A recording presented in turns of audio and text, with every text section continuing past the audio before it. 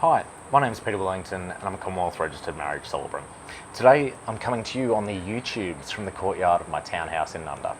This is Peter Willington Weddings talks about the questions you should actually ask your celebrant.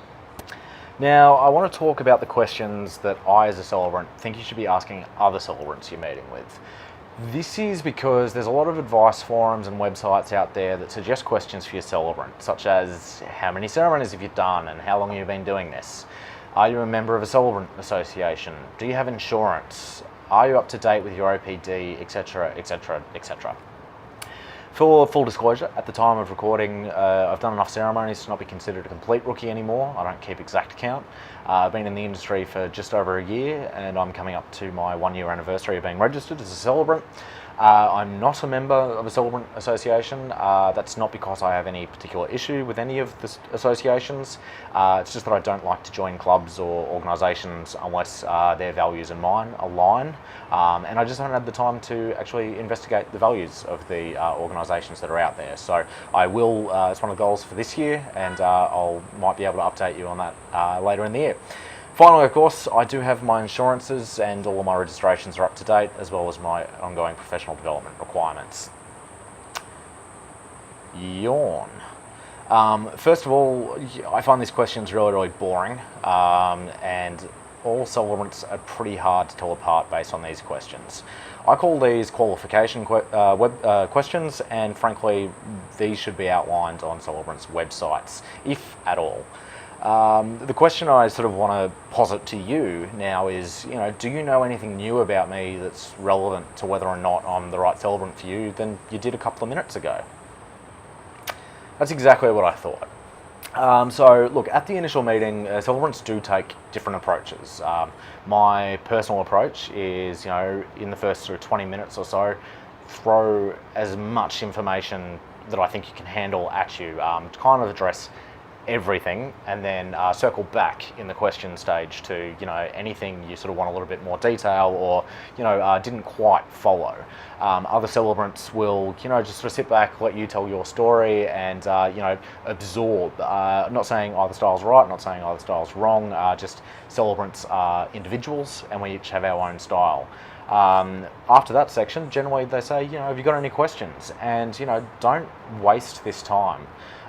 This isn't to say that you necessarily have to have any questions. I had a meeting last night, in fact, where the couple just didn't have any questions after I ran them through the information that I thought they should know. Other times I sat there for an hour addressing questions of a couple. So there's no right or wrong way to do it. All I think is have a think about what's important to you and ask questions that relate to that. If I can suggest some questions, I think you should ask questions like, why did you become a celebrant and why are you still a celebrant? What I think is really important is, for clear communication, ask them what sort of response time you should expect. If you message their Facebook page or send you a text or an email or a call, ask them what they bloody well mean when they say they have a kick-ass PA or a professional sound system or those sorts of things. Or just even flat out ask them, can you guarantee that my 10 or 80 or 400 guests will be able to hear the ceremony, and ask them how they can guarantee that. Ask them what is included in their fee and explicitly excluded, and as they list items off, or if they address this on their website, just ask yourself, do I actually need or want this item? And feel free to seek clarification for what on earth an item is. You're not experts in the wedding industry, well, most of you probably aren't, so feel free to ask a question about that. Ask them what they mean when they say they write a tailored or customer unique ceremony. Whichever word it is they use, we all use one. Maybe be a little bit more blunt about it and say, how many hours are you going to spend working on me? How much time and effort do you go to? Explain it to me. What's the process? What do you do? What information do you need from us? Ask them if they've got a publicly available terms of service, so you know where you stand, you know what to expect. Ask them where it's available and if you can see it. Ask them if there's any additional charges over and above, the fee that they're sort of giving you in the headlines.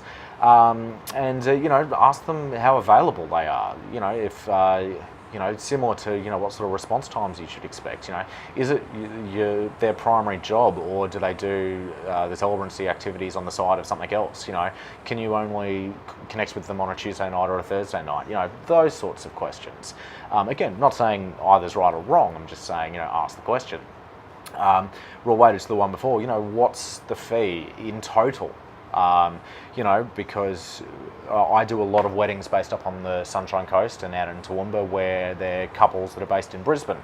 And so as such, there's a mileage fee generally that gets charged for those weddings. And so I quote a wedding inclusive of mileage, where, I say, this is my standard fee. On top of that, the additional costs I expect for this, mileage, 2 tolls, etc., etc., etc. And I actually sort of quote it out. So it's not that sort of difficult to quote in total. So, ask them those questions in detail. Also ask them when it's due, and ask them what the cancellation policy is, and go from there. Me, for example, there's 3 separate payments. One when you want to secure me as a booking fee, one when you're paying the balance of the fee, and then after the ceremony, when we've actually figured out how many miles I travelled, or kilometres rather, I then charge for anything we consumed during the ceremony and the travel. So, that's an important thing to know for your wedding cash flow. Are you going to get a bill 2 weeks after your wedding when you're on your honeymoon overseas? Those sorts of things are important to know. And finally, I think the least likely thing to happen, but most important, what happens in a crisis or in a natural disaster, or if you get hit by a truck? How will you find a replacement? Do we get a refund? Will you make yourself available if we have to postpone it because of a cyclone? Those sorts of questions. Not necessarily saying that they have to have prepared answers to these, but they're things that you should definitely be thinking about. Now, look, I'm sure there's many more questions that you could ask, so look, have a think about it and let me know what's the best question that you've asked your celebrant. Just think about, what do you want to know about the person that's actually going to marry you? What do you want to know about the person that's going to play such an important role on your wedding day? It's something that, no holds should be barred in terms of asking your celebrant questions.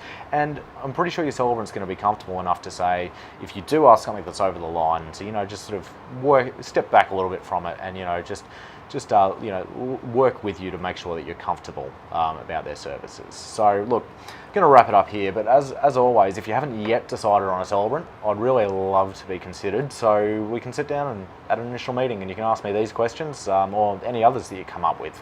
Otherwise, if you have any questions or topics or you'd like to see me cover in a future video, just let me know in either the comment section below, through my social media platforms, or make an inquiry on my website. So yeah, have a great day. In fact, the day of filming, it's a Friday afternoon, so cheers. I'm really looking forward to chatting all things weddings again with you soon.